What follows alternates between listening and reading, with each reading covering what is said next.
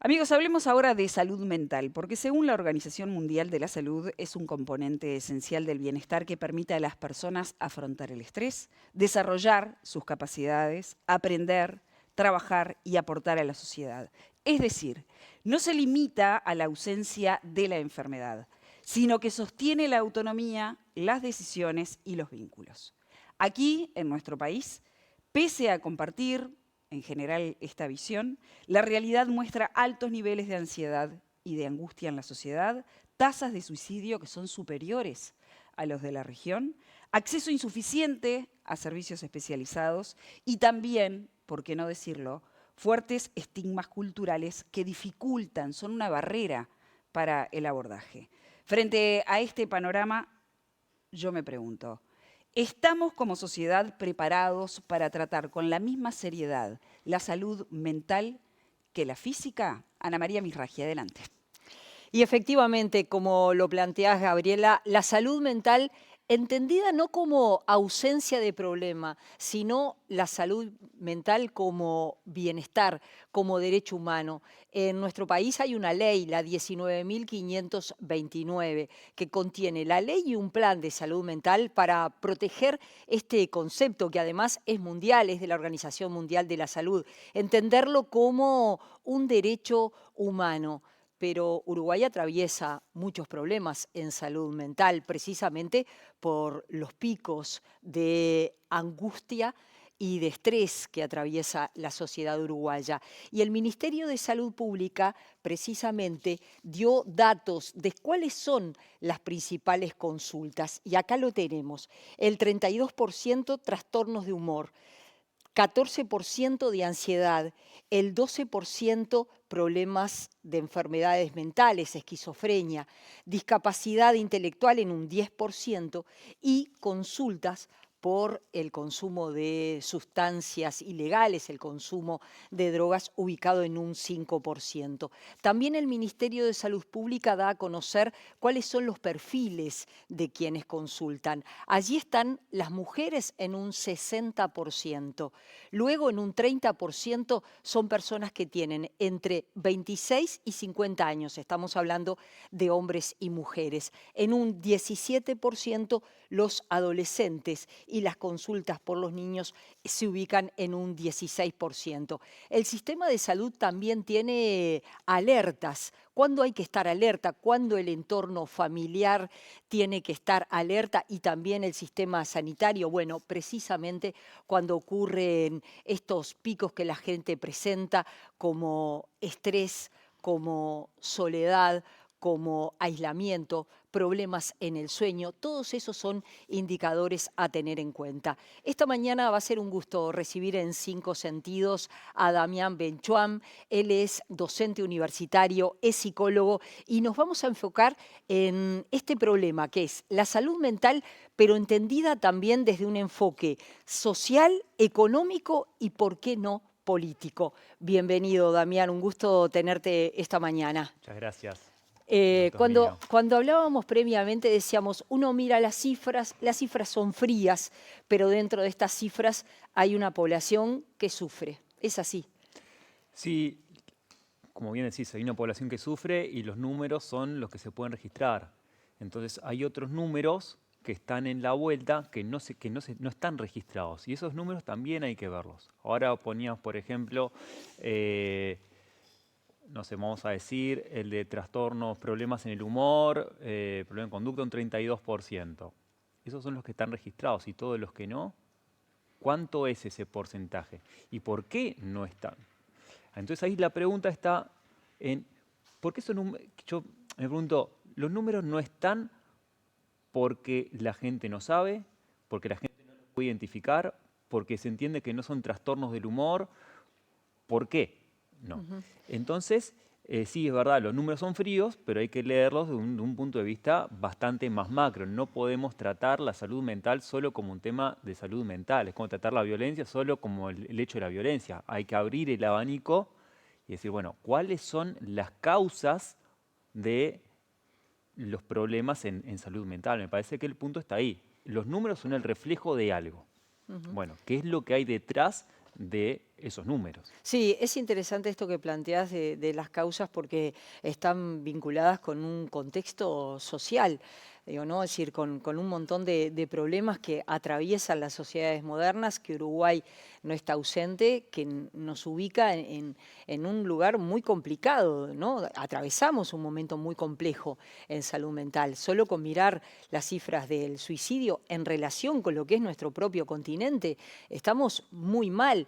Y me parece que falta quizás información para saber esto, para meternos adentro de los números y decir, bueno, ¿cuáles son las causas? ¿Qué nos Exacto. está pasando como sociedad? Sí, ahora cuando hablamos, por ejemplo, de la parte de los números de suicidio, nosotros tenemos una tasa más o menos del 21 con algo, ¿no? Cada 100.000 habitantes. Pero eso se lo tenemos que desglosar. Por ejemplo, hay departamentos donde el índice es bastante más alto, pasa a 31 con algo. Entonces, el 21, sí, es a nivel general, pero ¿qué pasa con los que tienen índice de 31 y pico?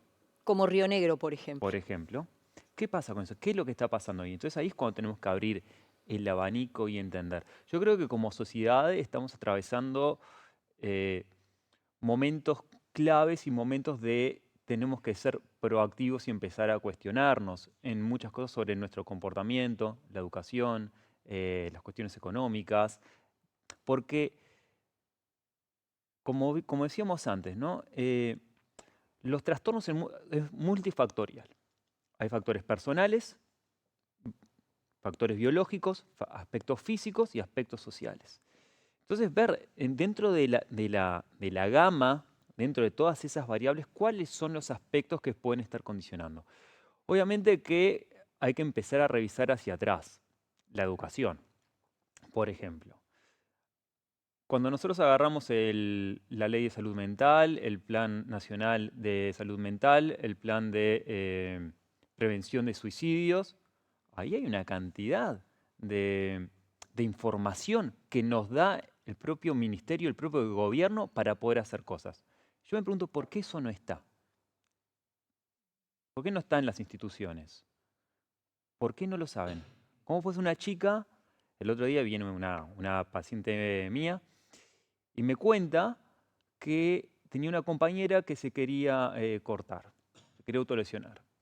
Y yo le pregunté si ella estaba enterada de ese tipo de conductas y que sabía, porque, bueno, ella se lo había contado y le pregunté si el colegio sabía de este tipo de conductas. Porque, como bien decís, si tenemos un 13% de adolescentes que quieren, o sea, que tienen, que se han suicidado, corren riesgo de lesiones, eh, perdón, si tenemos un porcentaje alto de suicidios en adolescentes, toda la parte de ideación, que es tengo ganas de, o de autolesiones, es aún más alta. Claro, sí, exactamente, Entonces, exactamente. si esto sucede, ¿dónde está? Que mi pregunta es, ¿dónde están las instituciones para educar para que esto no suceda?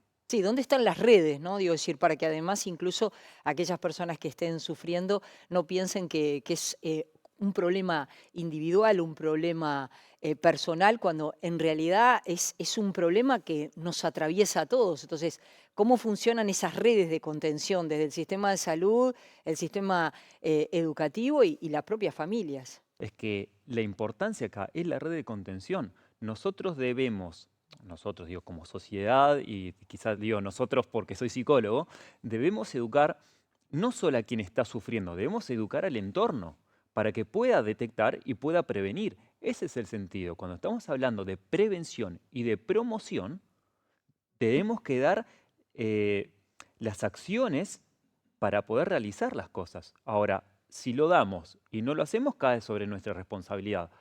Ahora, si lo tenemos y no lo queremos hacer, es una cuestión hasta decir de intencionalidad.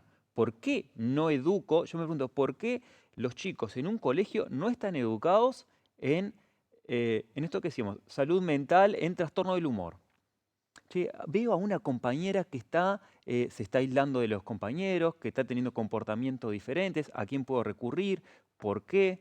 Y quizás no estoy juzgando a los adolescentes porque sería muy injusto juzgar sin que hayan sido educados en esto. Entonces, ahí está la red de contención. Nosotros podemos ayudar y podemos prevenir y podemos hacer cosas si la gente está informada de cómo poder actuar. Hay ciudades donde quizás la parte, tener acceso a la salud es muy difícil o queda muy lejos. Entonces, ¿a quién tenemos que buscar? A las personas para que puedan tener herramientas, a su contexto, a su familia, a sus amigos. Ahora, si eso no está, y bueno, es difícil también. Sí, porque tengo la impresión que hay como mucha información esta, ¿no? De decir, qué es lo que nos está pasando, pero hay como bastante menos información de por qué nos está pasando. ¿Por qué hay estos niveles de suicidio? ¿Por qué hay estos niveles de angustia, de malestar? Entonces, creo que ahí falta información. Por eso yo recién hablaba de las señales de alerta que hay que tener en cuenta, ¿no? Cuando una persona está ansiosa, cuando hay una persona que tiene problemas de sueño, cuando hay, perdón, una persona que tiene problemas laborales, eso también son causa de situaciones de angustia y de ansiedad. Sí, sí. Hay que ver todas esas señales y hay que empezar a ver las causas. Yo creo que uno de los aspectos es obviamente las cuestiones económicas. Están, son aspectos que están muy presentes y afectan a la salud mental, porque bueno, hay que tener, como dice la pirámide de Maslow, ¿no? O sea, por lo menos las necesidades básicas cubiertas. Después, ¿cuál es el entorno? Si es un entorno sano o es un entorno quizás violento, su red de contención, su familia. Hay muchos Damián, aspectos. ¿no sucede también que, por ejemplo, con los jóvenes, con los adolescentes, pasa que hay como todo un discurso de decir, no se les exige nada, y hay otros que dicen, está sufriendo porque la exigencia es muy alta? ¿Dónde está el punto medio? Bien, la adolescencia hay que entenderla como lo que es. Yo creo que en muchos casos nosotros los adultos nos ponemos como adultos en el lugar de, está bien del lado de la educación, pero sin entender cómo funciona el adolescente. La adolescencia es una etapa de conflicto, es una etapa donde ellos salen de la niñez y pasan a la adultez. Y en ese tránsito entran en conflicto, en un conflicto de identidad. ¿Qué soy? Estoy dejando de ser niño, estoy pasando a ser adulto, pero yo no quiero ser este adulto, y empiezan a identificarse mucho con ellos. Entonces empiezan a experimentar muchas cosas entre ellos. Es una etapa de mucho conflicto. Entonces, en ese conflicto, el límite es necesario. Que se le pueda decir a un adolescente, esto sí y esto no, es importante, porque en esa búsqueda de identidad van probando muchas cosas. Entonces lo que necesitan es el límite para sentirse cuidados. Entonces, ¿a qué vamos con esto? Que el permitirle todo los hace mucho más vulnerables y mucho más desvalidos. O sea, tienen menos herramientas porque empiezan a experimentar y no conocen el límite. Ahora, cuando se les Sí. tranca todo, también por momentos empiezan a buscar otro tipo de salida para poder experimentar ciertas situaciones. Me parece que lo importante en la adolescencia es, sí, la expresión, permitir que el adolescente se pueda expresar y poder dialogar de manera sana y entender por qué sí, por qué no, ver que a veces la búsqueda de algo que se pretende no es la mejor y no está permitido y está bien, y a veces que no está permitido, porque que todos vayan para algún lado y vos querés ir a ese lado porque querés aceptación, que es propio de la adolescencia, y no es lo más sano. Entonces hay que manejar esos límites, sí, permitir expresarse, pero también hay que cuidar. El límite es el cuidado. Damián, gracias por haber venido esta mañana. Gracias a ustedes. Nosotros seguimos en Cinco Sentidos. Los cinco sentidos intactos.